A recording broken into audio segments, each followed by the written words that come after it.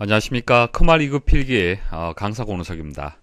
자, 2012년 2회 컴퓨터 일반 기출문제 풀이를 시작하겠습니다.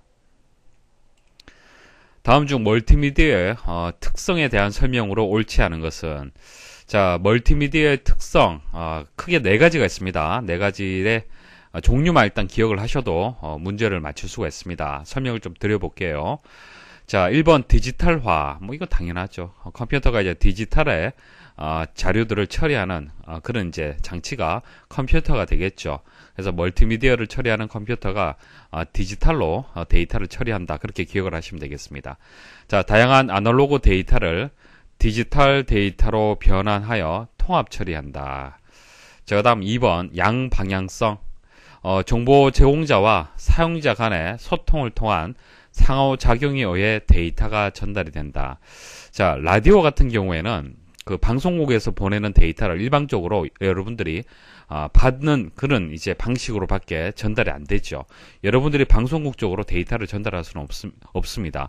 하지만 컴퓨터를 이용을 하면요, VOD, 자, VOD라는 것은 주문형 비디오를 VOD라고 얘기를 하는데, 여러분들이 필요로 하는 방송이 있다라면 그 방송을 선택을 하고 검색을 하게 되면은 그것을 받아서 여러분들이 이제 재생을 해서 동영상을 볼 수가 있죠. 그래서 양방향성이 맞습니다. 자, 그리고 3번 정보의 통합성. 자, 텍스트, 그래픽 사운드, 동영상, 애니메이션 등 여러 미디어를 통합해서 처리한다. 자, 이렇게 통합한 것을 멀티미디어라고 얘기를 하는 겁니다. 자, 그리고 4번의 비성형성. 데이터가 일정한 방향으로 순차적으로 처리되는 것이 아니고요. 사용자의 선택에 따라서 다양한 방향으로 처리가 됩니다.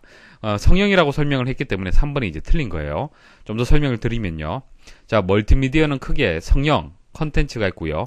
비성형 컨텐츠가 있습니다. 자, 이렇게 나뉠 수가 있고요. 이제 비성형 쪽으로 이제 발전을 하고 있어요, 지금. 자, 성형성이라고 그러면은 극장에서 영화를 보는 방식을 생각을 하시면 됩니다. 쭉 자, 처음부터 해서 끝까지 여러분들이 선택할 수 있는 것이 아니고요. 좀 강제적으로 봐야 되는 거죠. 자, 근데 비성형성 같은 경우에는 영화를 다운로드 받아서 곰 플레이어 같은 이런 이제 프로그램을 이용을 해서 탐색을 제어할 수 있죠. 자, 앞에 봤다가 뒤로 봤다가 또 다시 앞으로 이동을 한다든지 여러분들이 얼마든지 선택을 할 수가 있습니다. 그래서 비성형성이라고 얘기를 해야 됩니다. 그래서 3번이 정답이 되겠습니다.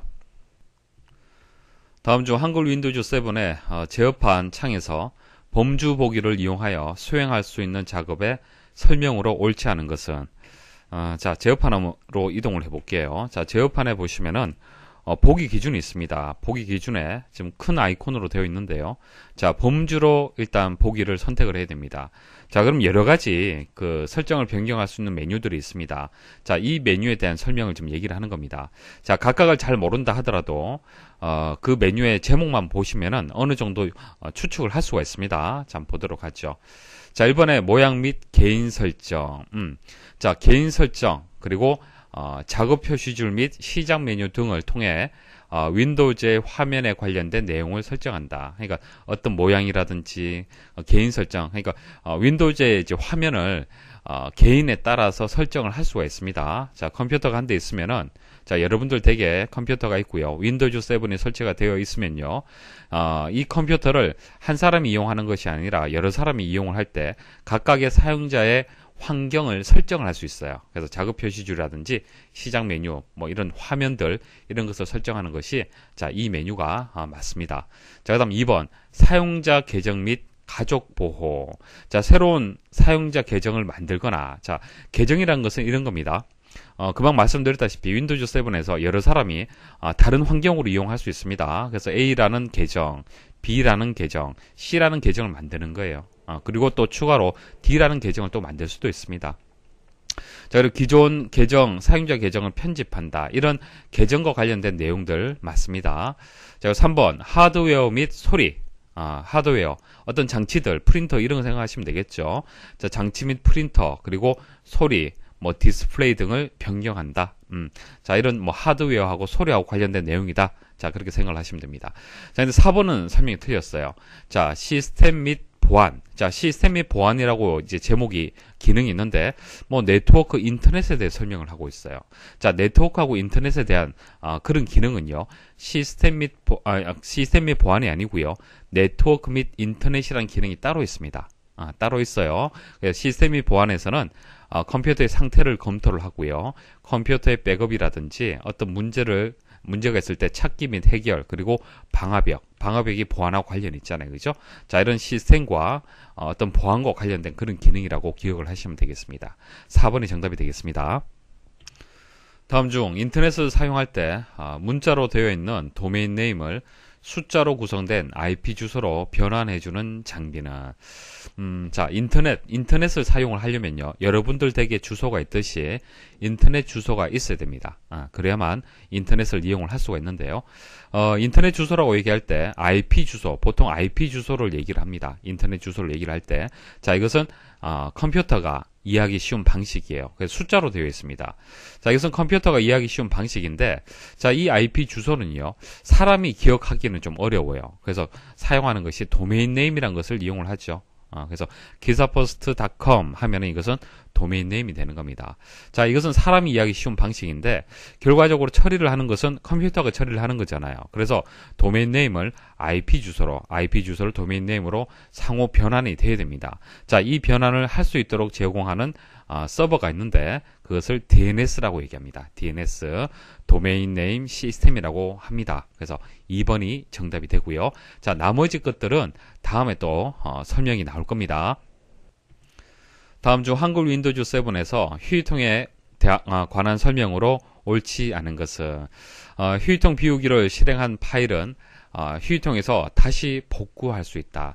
자, 휴지통 비우기라는 것은 휴지통 그 내에 있는 파일들을 다 지우는 거예요.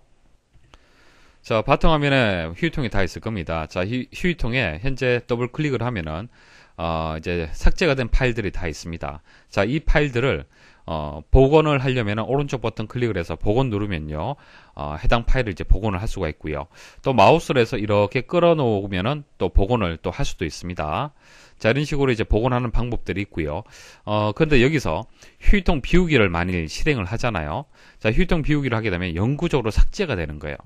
자, 삭제가 되기 때문에 내용이 없어지는 거예요. 그러면 어떻게 되겠습니까? 당연히 복원할 수가 없겠죠.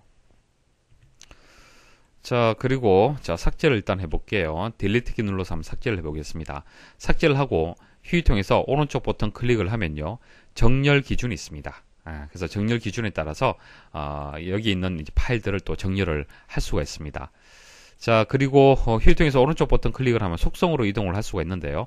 속성으로 이동을 하면요, 이 휴지통의 크기를 설정을 할 수가 있습니다. 자, 휴지통의 크기를 설정을 할 수도 있고요. 파일을 휴지통에 버리지 않고 삭제할 때 바로 제거, 이것을 선택을 하게 되면은 휴지통으로 저장되지 않고 바로 또 이제 완전히 삭제가 되겠습니다. 자, 그래서 1번은 틀린 설명입니다. 자, 나머지 한번 보도록 하죠. 2번, 휴지통에 있는 파일의 아이콘을 정렬하여 표시할 수 있다. 정렬 기능이 있습니다. 3번, 휴지통에 있는 파일을 바탕화면 또는 다른 폴더로 끌어놓기를 하여 복구할 수 있습니다. 휴지통의 크기를 변경할 수 있다. 자, 여기서 설정을 할 수 있습니다. 다음 중 고정 IP 주소를 설정하여 인터넷 서비스를 사용하려고 한다. 한글 윈도우즈 7에 인터넷 프로토콜 버전 4, TCP/IP v4 속성 창에서 설정해야 하는 항목으로 옳지 않은 것은, 자, 설명 어렵죠.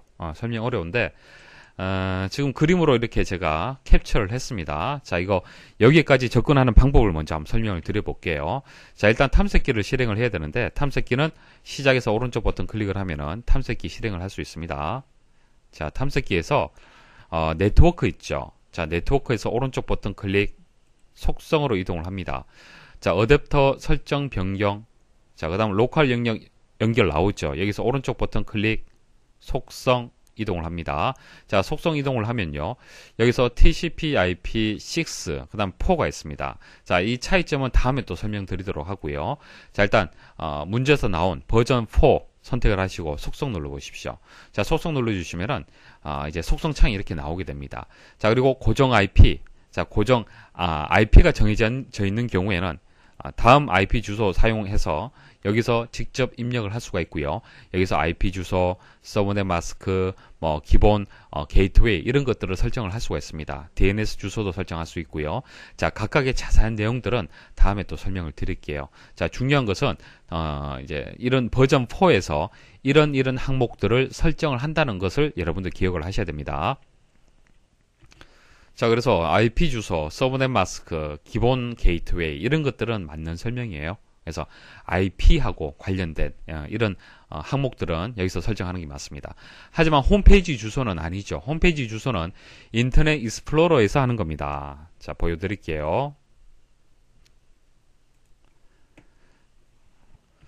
자, 인터넷 익스플로러의 도구에 가서 인터넷 옵션에 가면은 홈페이지를 여기서 설정할 수 있습니다.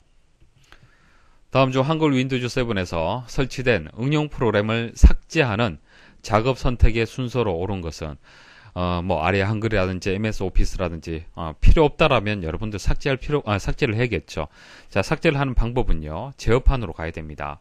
자, 제어판에 가서 만일 범주 상태라면은 보기 기준이 범주 상태라면은 프로그램 제거를 여기서 바로 클릭을 하시면 되고요.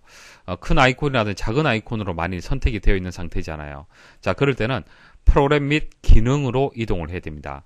자, 프로그램의 기능으로 이동을 하게 되면은 여기서 프로그램을 선택을 해서 제거 버튼 누르게 되면은 제거가 됩니다. 자, 중요한 것은요. 일단 제어판으로 이동을 해야 된다는 거 일단 중요하고요. 그다음 프로그램 및 기능을 이용을 해야 된다는 거. 그래서 1번이 정답이 되겠습니다. 다음 중 운영체제의 구성에서 제어 프로그램에 해당되지 않는 것은 자, 운영체제 구성에 대해서 말씀을 드릴게요. 자, 운영체제 구성은요, 크게 제어 프로그램 그리고 처리 프로그램 이렇게 두 가지 프로그램으로 나눌 수가 있습니다. 자, 운영체제 하는 역할을 생각해 보시면 돼요. 자, 운영체제가 하는 역할이 일단 뭐 하드웨어라든지 소프트웨어라든지 그런 것을 제어하는 역할을 하는 거죠. 제대로 작동하고 인식할 수 있도록 그렇게 이제 제어하는 것이 첫 번째 일이 되는 겁니다.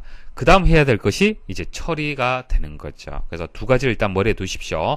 제어 프로그램이 있고 처리 프로그램이 있다. 자, 이 문제는 제어 프로그램에 해당하지 않는 것을 찾기 때문에 제어 프로그램에 대해서 이제 종류를 아시면은 이 문제를 풀 수가 있습니다. 자, 제어 프로그램은요, 시스템 전체의 작동 상태를 감시하고 작업의 순서 그리고 작업에 사용되는 데이터를 관리하는 자, 이런 것을 이제 제어 프로그램이 하는 역할이 되는 겁니다. 이 제어 프로그램의 종류를 보시면요, 감시 프로그램. 자, 시스템의 전체적인 작동 상태를 감시를 하는 감시 프로그램이고요. 작업을 관리하는 프로그램, 그 다음 데이터를 관리하는 프로그램, 이렇게 세 가지 프로그램으로 구성이 되어 있습니다. 그래서 이 문제에서는 데이터 관리 프로그램, 작업 관리 프로그램, 감시 프로그램 이 세 가지가 제어 프로그램 포함이 되기 때문에 4번이 정답이 된다. 그렇게 여러분들이 찾으실 수가 있겠죠. 그래서 제어 프로그램의 종류만 기억을 해도요. 웬만한 이제 운영체제의 구성에 대해서 다 이제 문제를 맞출 수가 있습니다. 자, 기억하는 방법은 앞글자만 기억을 하십시오. 자, 감자 데이터. 자, 제어 프로그램의 종류는 감자 데이터다. 그렇게 기억을 하시면은 오래 기억을 할 수 있습니다. 아시겠죠? 감자 데이터. 됐죠? 자, 이런 식으로 문제 풀이 하시면 되고, 자, 나머지 설명 좀 추가로 드리겠습니다. 그 다음 처리 프로그램은요, 제어 프로그램의 지시를 받아서 사용자가 요구한 문제를 해결하기 위한 프로그램을 처리 프로그램이다. 그렇게 얘기를 하고, 종류는 언어 번역 프로그램, 그리고 서비스 프로그램, 이렇게 나뉘게 됩니다. 뭐, 대표적인 프로그램 예시를 보시면은, 어셈블러, 컴파일러, 인터프리터, 이런 것은 언어 번역 프로그램이 되고요. 서비스 프로그램도 뭐 여러 가지가 있는데, 그 중에서 뭐, 링커라든지, 로더라든지, 이런 것이 또 해당이 되겠습니다.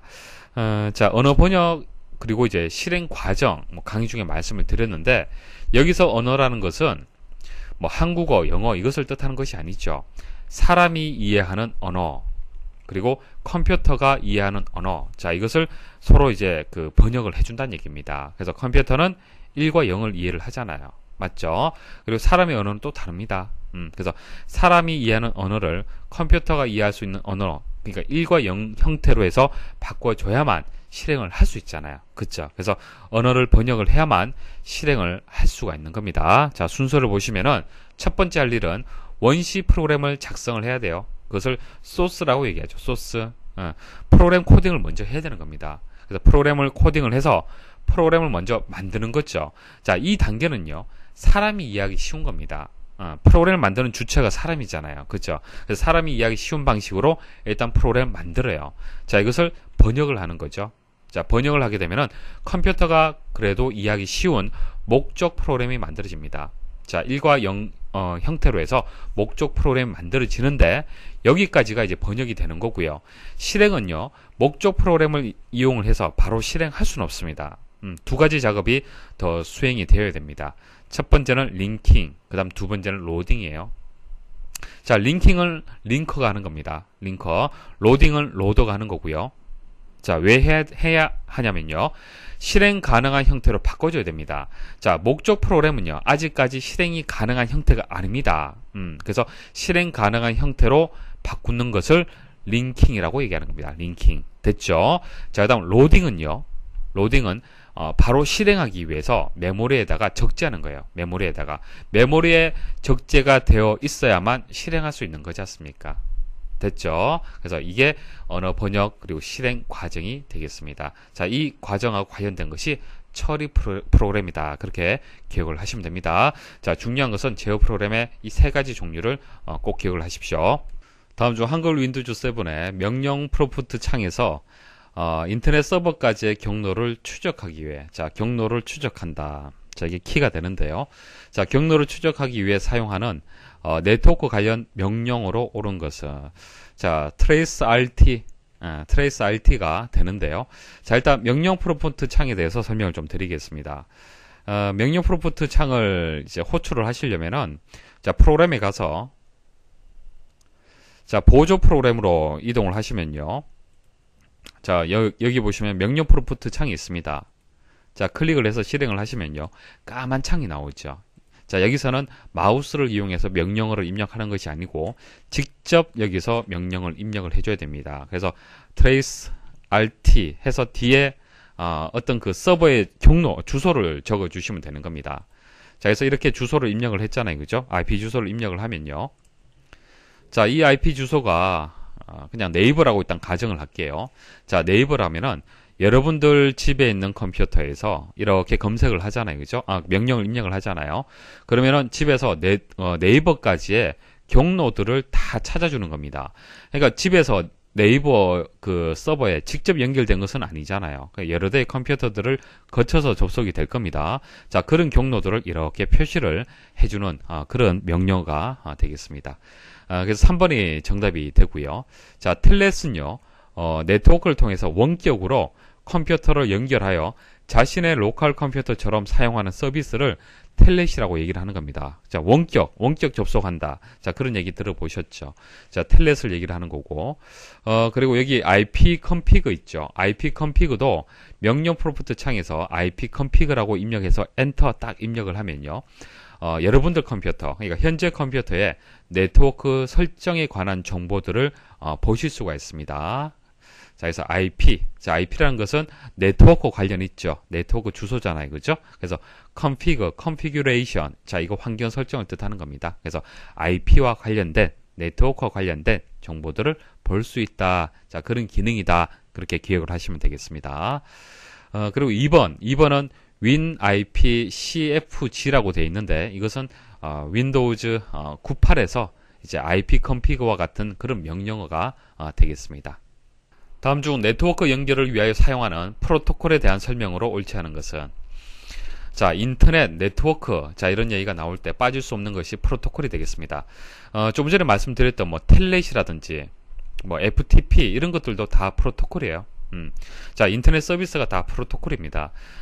자, 프로토콜의 정의는요, 컴퓨터 간의 정보를 주고받을 때 통신 방법에 대한 규정입니다. 그러니까 FTP라면은, 파일을 전송하는 FTP라면은 FTP를 하기 위한 어떤 그 방법에 대한 규정이 있어야겠죠.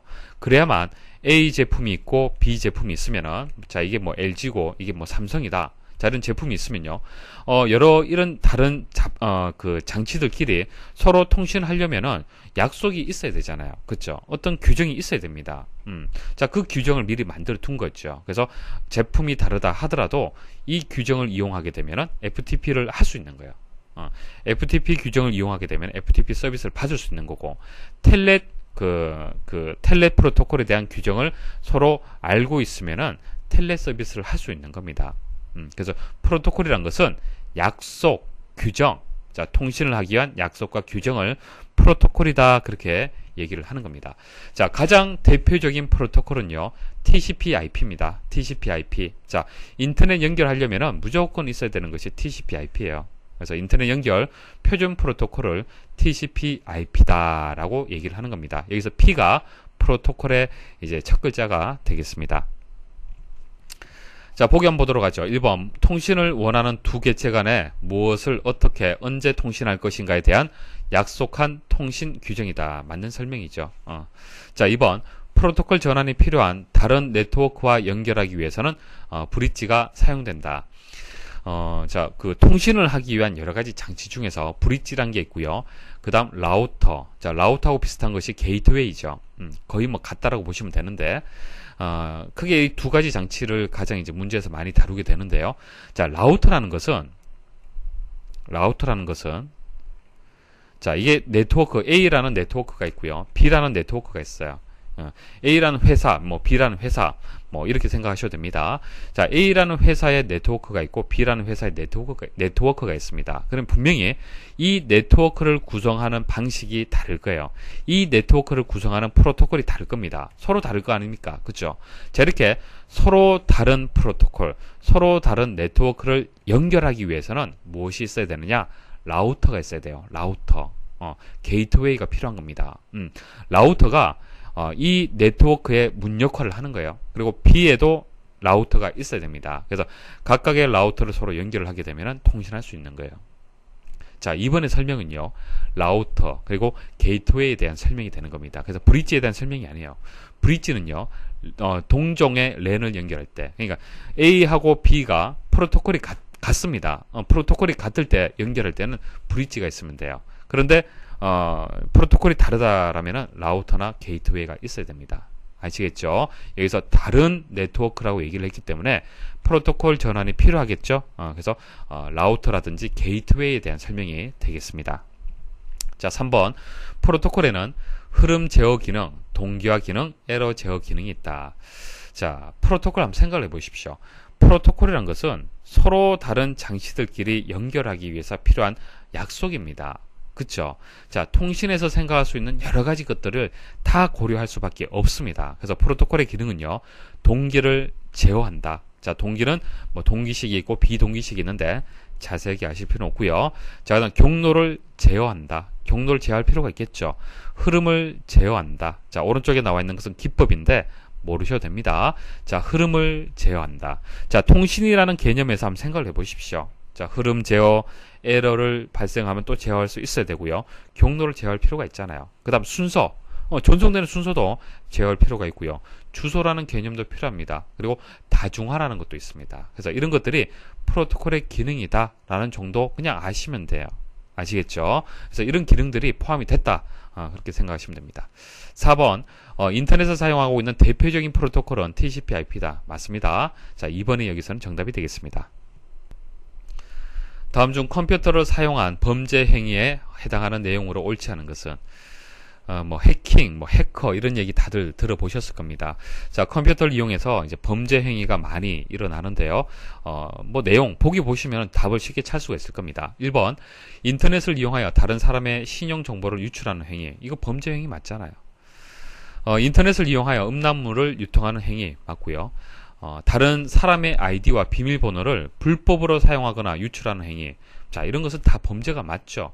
그래서 4번이 정답이라는 것을 쉽게 찾을 수가 있을 겁니다. 자, 4번은요. 인터넷을 통해서 프리웨어 프로그램을 다운받는 행위. 이것은 아닙니다. 프리웨어의 정의만 아시면 되겠죠. 프리웨어. 프리웨어는요. 개발자가 소스를 공개한 소프트웨어로 제한 없이 누구나 사용할 수 있는 소프트웨어, 그게 프리웨어가 되는 거예요. 그래서 프리웨어를 다운로드 받아서 설치하는 것은 전혀 문제가 없습니다. 범죄 행위가 아닙니다. 자, 소프트웨어 분류를요, 저작권에 따라서 저작권을 가지고 소프트웨어를 분류할 때 종류에 대해서 설명을 좀 드리겠습니다. 자, 애드웨어라고 있습니다. 이것은 광고를 보는 대가로 해서 무료로 사용할 수 있는 소프트웨어가 되겠습니다. 광고만 보게 되면 사용을 할 수가 있어요. 쉐어웨어라는 것은 말 그대로 일정 기간 또는 일정 기간이 제한된 상태에서 공개하는 프로그램이에요. 그러니까 모두 100% 오픈하는 것이 아니라 맛보기 프로그램이 되는 겁니다. 자, 번들은 특정한 하드웨어나 소프트웨어를 구매했을 때 끼워주는 프로그램. 자, 그것을 번들이라고 얘기를 하고요. 그래서 이런 것들이 이제 저작권과 관련된 소프트웨어 분류의 여러 가지 방식들이 되겠습니다. 자, 아래쪽은요, 보통 이제 네이버라든지 여러 포털 사이트에서 그 프로그램을 다운로드 받을 수 있잖아요. 그죠? 다운로드 받을 때 프리웨어냐, 쉐어웨어냐, 뭐 데모냐 이런 식으로 선택을 해서 여러분들 검색을 할 수 있을 겁니다. 자, 이런 식으로 검색 옵션이 달려져 있는 경우가 있는데요. 프리웨어를 선택을 하고 검색을 하게 되면은 제한 없이 설치할 수 있는 프로그램만 검색을 할 수 있는 거죠. 그래서 이런 화면들 만일 여러분들이 이제 뭐 다운로드 받아본 경험이 있으시다라면은 한 번씩은 경험을 해보셨을 겁니다. 다음 중 인터넷 브라우저를 이용하여 사용자가 열어본 웹사이트 주소들을 순서대로 보관하는 기능으로 옳은 것은, 자, 이거 북마크 아닙니다. 여러분들 혼란 느낄 수가 있는데, 자, 북마크하고는 좀 그 성격이 달라요. 그래서 그냥 사용자가 열어본 이제 웹사이트 주소들이 있죠. 여러분들이 뭐 무의식적으로 뭐 사이트를 열었든지 뭐 의식적으로 열었던 그 쭉 오늘 동안 열어봤던 이제 웹사이트의 주소들이 있겠죠. 그 주소들을 다 기억을 하고 있습니다. 그게 히스토리예요. 히스토리. 자, 나머지 설명 한번 드려볼게요. 자, 즐겨찾기라고 얘기를 하죠. 북마크는. 자, 즐겨찾기는요, 자주 방문하는 웹사이트를 쉽게 찾아갈 수 있도록 해당 웹사이트 주소를 목록 형태로 저장해 두는 겁니다. 그러니까 즐겨찾기로 사용자가 등록을 했을 때 저장되는 거예요. 그런데 히스토리 같은 경우에는 저장하지 않는다 하더라도 자동으로 이제 컴퓨터 내부에 저장이 되는 겁니다. 여러분들이 저장하지 않아도 자동으로 저장이 되는 거예요. 그래서 여러 번 웹사이트 주소를 보관하는 것이 히스토리가 되고요. 차이점 있죠. 자, 캐싱은요, 자주 사용하는 사이트의 자료를 따로 저장을 하는 겁니다. 그러니까 기사퍼스트 사이트를 여러분들이 자주 접속을 하잖아요. 그러면은 이 기사퍼스트 사이트에서 홈페이지에서 뭐 이미지도 있고 여러 가지들 있겠죠. 자, 이런 것들을 저장을 해두는 겁니다. 저장해두면은 다음에 기사 퍼스트 사이트에 접속을 할 때는 좀 더 빠르게 볼 수가 있겠죠. 그러니까 기사 퍼스트 사이트 사이트까지 가지 않고 여러분들 컴퓨터 내부에 저장이 되어 있기 때문에 좀 더 빠르게 웹서핑을 할 수가 있는 겁니다. 자, 그럼 쿠키. 자, 쿠키라는 것은 인터넷 사용자에 대한 특정 웹사이트에 접속 정보를 저장하고 있는 파일입니다.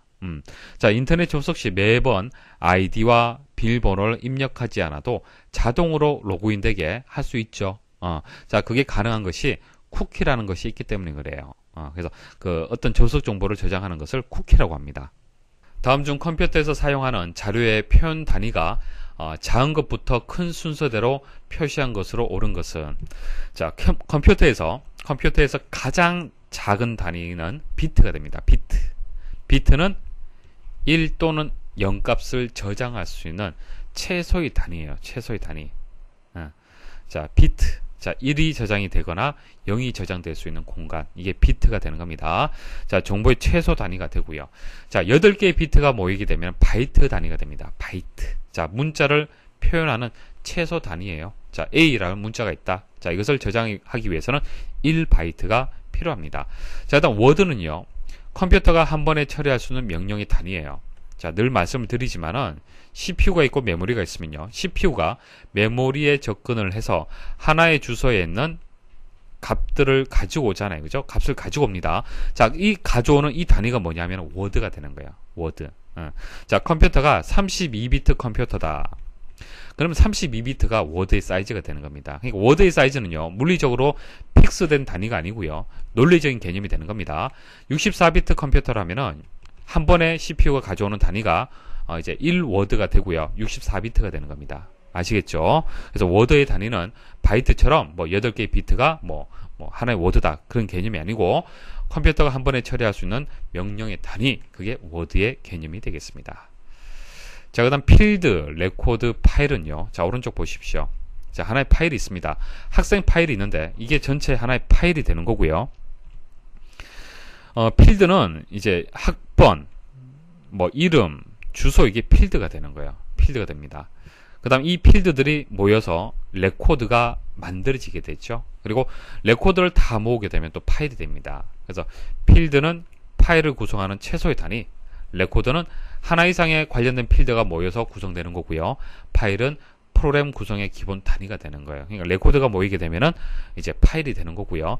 프로그램을 이제 구성하는 기본 단위가 되는 겁니다. 자, 파일이란 용어 많이 이용을 하잖아요. 그죠? 파일들이 모여서 이제 프로그램이 되는 거고요. 자, 데이터베이스는 이런 관련된 파일들의 집합체, 이 파일들을 모아두게 되면 이제 데이터베이스다, 그렇게 얘기를 하는 겁니다. 그래서 1번이 정답이 되겠네요. 바이트 다음에 워드 다음에 필드, 그 다음에 레코드, 이런 순서가 되겠습니다. 다음 중 컴퓨터에서 사용하는 하드디스크의 파티션에 대한 설명으로 옳지 않은 것은, 자, 파티션, 예를 들어서 말씀을 드려볼게요. 여러분도 식당 가시면은 식당의 이제 공간이 상당히 넓죠. 자, 넓은 것을 자, 방으로 나누어서 좀 더 효율적으로 관리할 수 있을 겁니다. 손님을 좀 나누어서, 그죠? 자, 그때 파티션을 나누는다. 파티션을 쳐서 방으로 나눌 수가 있겠죠. 그때 파티션의 개념을 생각을 하시면 됩니다. 그리고 회사에 이렇게 자리가 있다라면은 그 각각의 자리를 이렇게 나누는, 자, 그것을 또 파티션이라고 얘기를 하죠. 자, 그런 개념을 일단 머리에 두시면은 이해하기 쉬울 겁니다. 그래서 여러분들이 가지고 있는 하드디스크 있죠. 하드디스크는 물리적으로 보통은 하나만 존재를 할 겁니다. 자, 한 개의 이제 물리적으로 존재하는 이제 하드디스크가 있으면은 이것을 통으로 이용하게 되면은, 자, 통으로 이용하면 좀 더 효율적이지 못할 수가 있습니다. 그래서 이것을 논리적으로 이렇게 나누는 거예요. 그러니까 물리적으로는 한 개지만은 논리적으로 나눠서 C 드라이브, 뭐 D 드라이브, 뭐 E 드라이브, 이런 식으로 나누는 겁니다. 그래서 C 드라이브에는 윈도우즈 7 설치하고, D 드라이브에는 뭐 여러분들 뭐 개인적인 자료들 보관하도록 하고, 그 다음 여기는 뭐 동영상 자료를 보관하겠다, 이런 식으로, 그죠? 나누어서 관리를 할 수가 있죠. 자, 그게 파티션의 개념이 되는 겁니다. 자, 보기 한번 보도록 하겠습니다. 1번, 하나의 물리적인 하드디스크를 여러 개의 파티션으로 나눌 수 있다. 맞고요. 자, 2번, 파티션을 나눈 후 하드디스크를 사용하기 위해서는 포맷을 해야 된다. 포맷 해야 됩니다. 자, 포맷이란 것은 밭을 간다라고 생각을 하시면 돼요. 이제 C 드라이브가 이렇게 하나 있으면은 이렇게 나누잖아요. 나누면은 여기서 포맷 해주고, 이것도 포맷을 해줘야만 제대로 이용을 할 수가 있습니다. 자, 3번, 하나의 하드디스크 내에 모든 파티션에는 동일한 운영체제만 설치할 수 있다. 자, 뭐뭐만 했을 때는 의심을 하셔야 돼요. 이거 틀렸습니다. 아닙니다. 만일 3개의 파티션으로 나누었다라고 봤을 때는 뭐 첫 번째 파티션에는 윈도우즈 7, 그다음 뭐 윈도우즈 XP, 그다음 리눅스라는 이런 다양한 운영 체제를 서로 다르게 파티션에 설치를 할 수 있습니다. 그래서 설명이 틀렸습니다. 자, 그다음 4번, 하나의 파티션에는 한 가지 파일 시스템만을 설치할 수 있다. 자, 파일 시스템에 대해서는 또 다음에 설명드릴 기회가 있을 겁니다. NTFS, 뭐 PET32, PET 이런 여러 가지 파일 시스템들이 있어요. 자, 이것도 마찬가지입니다. 운영 체제를 다양하게 설치할 수 있는 거와 마찬가지로 파일 시스템도 각각에 다 설치 가능합니다. 자, 그리고 중요한 것은요, 이것을 파일 시스템을 하나의 파티션에는 같이 이용할 수는 없어요. 그래서 한 가지 파일 시스템만을 설치할 수 있다는 설명이 맞습니다. 자, 그리고 이런 운영체제도 같은 운영체제를, 다른 운영체제를 하나의 파티션에, 그러니까 C 드라이브에다가 윈도우즈 7, 윈도우즈 XP, 리눅스 이렇게 같이 설치하는 못해요. 한 가지 파티션에 하나의 운영체제, 그리고 하나의 파일 시스템만을 설치를 할 수가 있습니다. 다음 중 연속적인 데이터 형식을 사용하는 아날로그 컴퓨터의 주요 구성 회로로 오른 것은, 여러분들이 사용하고 있는 컴퓨터는요, 대부분 디지털 컴퓨터입니다. 하지만 아날로그 컴퓨터도 있어요.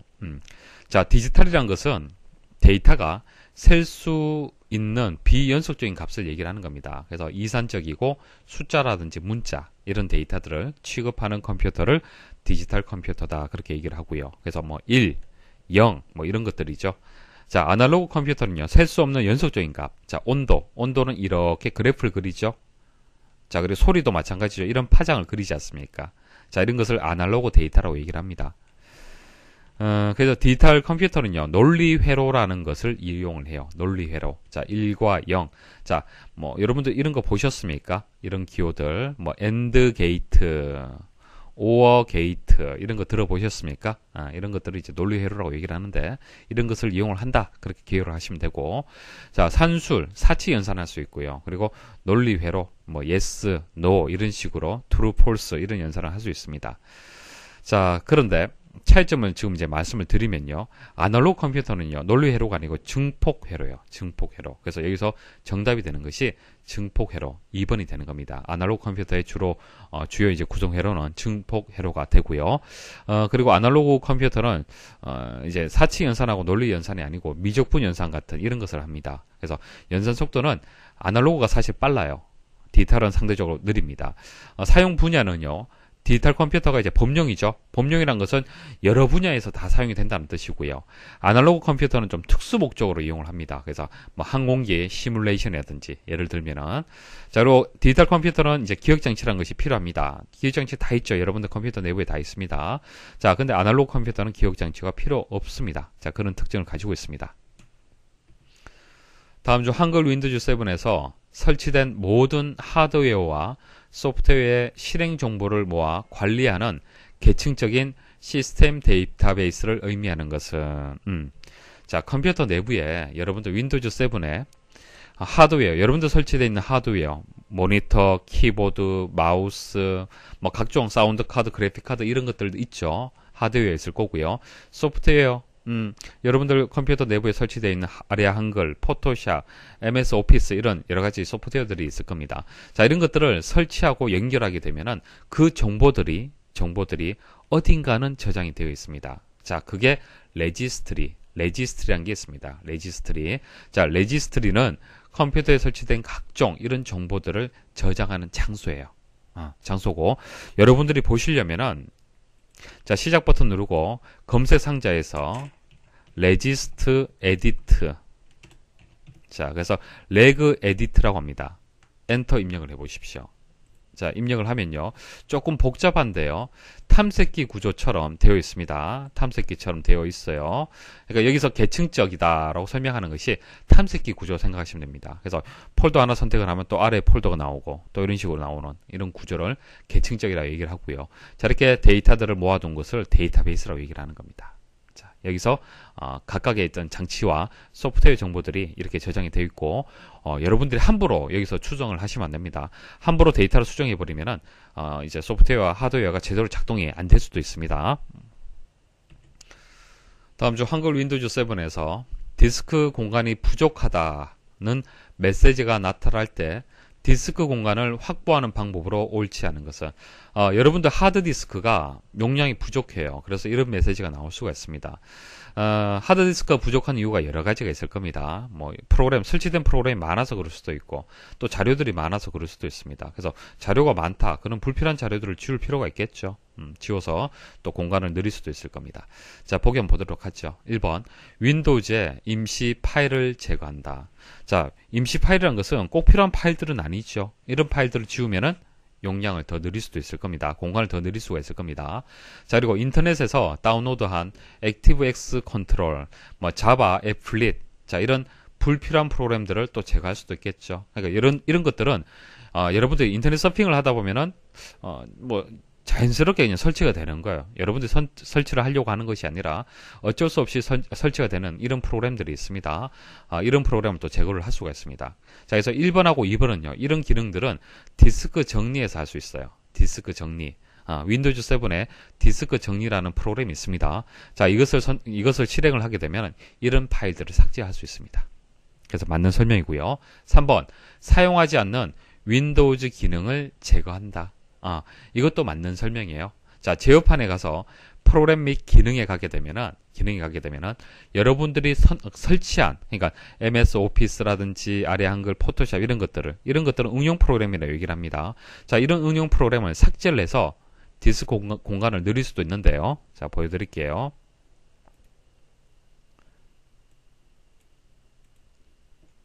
자, 메뉴 보시면은 왼쪽에 윈도우즈 기능 사용 안함 이렇게 되어 있죠. 그러니까 윈도우즈를 여러분들이 설치를 할 때, 윈도우즈 7을 설치를 할 때 윈도우즈 7과 같이 설치되는 여러 가지 기능들, 프로그램들이 있습니다. 그런 것을 제거를 해서 또 공간을 확보를 할 수도 있다는 얘기예요.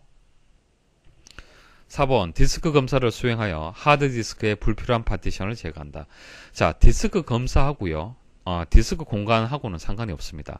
자, 디스크 검사라는 것은 하드디스크 등 논리적 혹은 물리적으로 손상이 있을 때, 자, 그것을 검사하는 거예요. 문제가 있느냐 없느냐 그것을 판단하는 겁니다. 그래서 복구 가능한 에러가 있으면 이를 복구해주는 그런 기능을 얘기를 하는 겁니다. 다음 중 한글 윈도우즈 7에서 음성 데이터를 저장하는 파일명의 확장자로 옳은 것은, 자, 확장자 뭐 여러분도 많이 접해 보셨을 텐데 PCX라는 거 잘 들어보지 못하셨을 텐데 이거 그림 파일입니다. 이미지 파일이고요. 그 다음 JPG 많이 들어보셨죠? 이것도 이미지 파일이죠. 그 다음 DOCX라는 거, 이거는 MS 워드 2007 버전에 보면은 그 파일이, 자, 이제 DOCX라는 파일 확장자를 가지고 있습니다. 그래서 MS 워드 파일이에요. 그리고 WMA가 있죠. WMA는 윈도우 미디어 오디오의 약자입니다. 말 그대로 오디오죠. 자, 그래서 이것은 음성 데이터가 맞습니다. 음성 데이터를 저장하는 파일 확장자가 맞습니다. 그래서 3번이 정답이 되겠습니다. A를 기억하시면 되겠죠. 컴퓨터가 부팅되지 않을 때의 원인으로 가장 거리가 먼 것은, 뭐 부팅 안 되는 경험 다들 한 번은 그런 경우가 있을 겁니다. 자, 어떤 경우에 부팅이 안 됩니까? 자, 전원 공급 장치에 이상이 생겼다. 당연하죠. 바이러스에 감염되었다. 자, 심각하게 바이러스에 감염이 되면요, 부팅 자체가 안 됩니다. 자, 롬 바이오스에 이상이 생겼다. 자, 롬 바이오스가 뭐죠? 부팅을 할 때 가장 먼저 체크하는 것이 롬 바이오스가 하는 역할이죠. 롬 바이오스가, 자, 롬에 저장이 되어 있는데요, 부팅이 되게 되면은 각각의 장치들이 제대로 작동을 하느냐, 그래서 컴퓨터 하드웨어 작동에 필요한 명령어들을 모아둔 것이 롬 바이오스가 되는 겁니다. 그러니까 롬 바이오스가 정상적으로 작동을 해야만 이제 부팅이 이루어지는 겁니다. 제일 먼저 확인을 하기 때문에. 그래서 맞는 설명이에요, 이것도. 자, 근데 디스크 단편화. 자, 디스크 단편화는 뭐죠?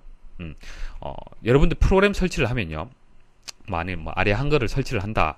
아래 한글을 이제 하드디스크에 저장을 하잖아요. 그죠? 설치를 하게 되면 저장이 될 거 아닙니까? 근데 여러분들 생각에는 하드디스크에 이제 이렇게 순차적으로 파일이 저장될 것 같죠? 아래 한글이라는 프로그램이 있으면은 이 프로그램은 파일로 구성이 되어 있잖아요. 그죠? 파일로 구성이 되어 있기 때문에 파일 단위로 해서 하드디스크에 저장이 됩니다. 저장이 되는데 이렇게 연속되게 저장될 것 같지만은 사실 이렇게 연속되게 저장이 안 됩니다. 여기 저장이 되고 또 여기 저장이 되고 이런 식으로 나누어서 저장이 될 수가 있어요. 자, 이런 식으로 나누어서 저장이 되면은 속도가 떨어집니다. 속도가. 왜? 이거 읽어드리고 또 이거 읽어드리고 이거 찾아서 또 읽어드려야 되잖아요. 그쵸? 그래서 이것을 연속되게 이렇게 정리하는 것을 디스크 조각 모음이라고 얘기를 하는 겁니다. 이렇게 조각 난 것을 어떻게 한다? 하나로 모아두자는 얘기죠. 그랬을 때 접근 속도가 더 빨라지는 겁니다. 하지만은 용량하고는 상관이 없죠. 어차피 있는 파일들이 위치만 바뀐 거지 않습니까? 아시겠습니까? 그래서 뭐 디스크의 단편화하고는 일단 부팅하고는 전혀 상관이 일단 없어요. 그래서 2번이 정답이 되겠습니다. 다음 중 한글 윈도우즈 7에서 파일이 복사되는 경우로 옳지 않은 것은, 자, 복사되는 경우, 자, 복사하는 방법이 여러 가지가 있는데 여기서는 이제 다른 드라이브에 있는 파일이냐 같은 드라이브에 있는 파일이냐 이것을 구분을 해야 됩니다. 자, 설명 잘 들으십시오. 여러분들 C 드라이브가 있고 뭐 D 드라이브가 있고 이렇게 드라이브가 나뉘어져 있다라고 볼게요. 이렇게 나뉘어져 있다라고 가정을 하겠습니다. 만약 C 드라이브에 있는 파일이 하나 있어요.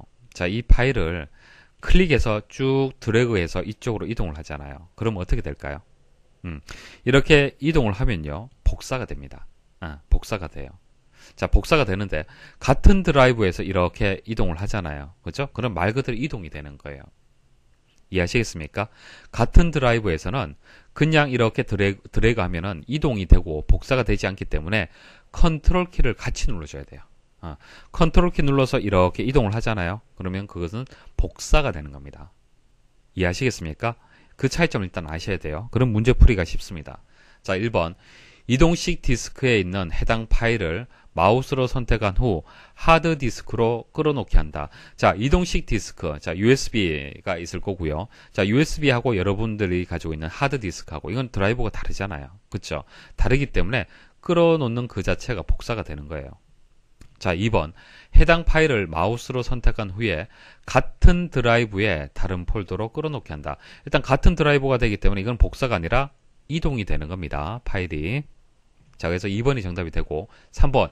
해당 파일을 마우스로 선택한 후에 다른 드라이브로 끌어놓게 한다. 자, 다른 드라이브가 되기 때문에 복사가 됩니다.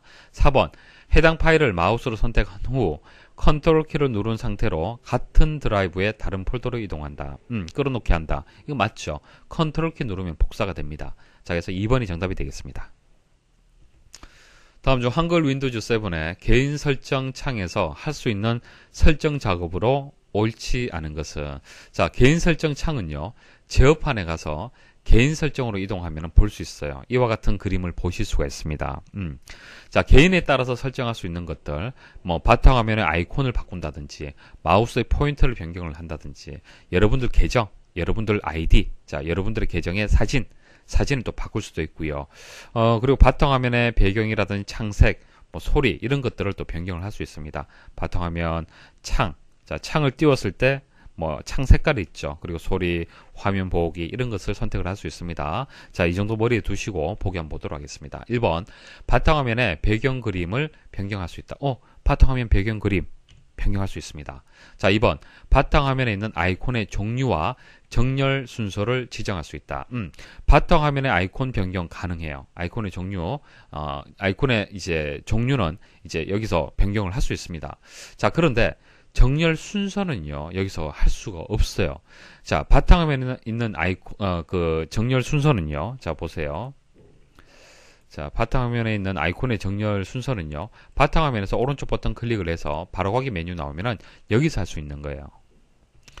자, 그래서 2번이 정답이 되겠습니다. 3번. 바탕화면에 표시되는 글자의 모양, 크기, 색, 이런 것들, 바탕화면과 관련된 이런 내용들 가능합니다. 자, 4번. 사용자 계정 사진, 가능하다고 말씀을 드렸었죠. 그래서 2번이 정답이 되겠습니다. 자, 3번의 이런 내용들은 창색, 자, 여기서 설정을 할 수 있습니다. 자, 이렇게 해서 기출문제 풀이를 마치도록 하겠습니다. 수고하셨습니다.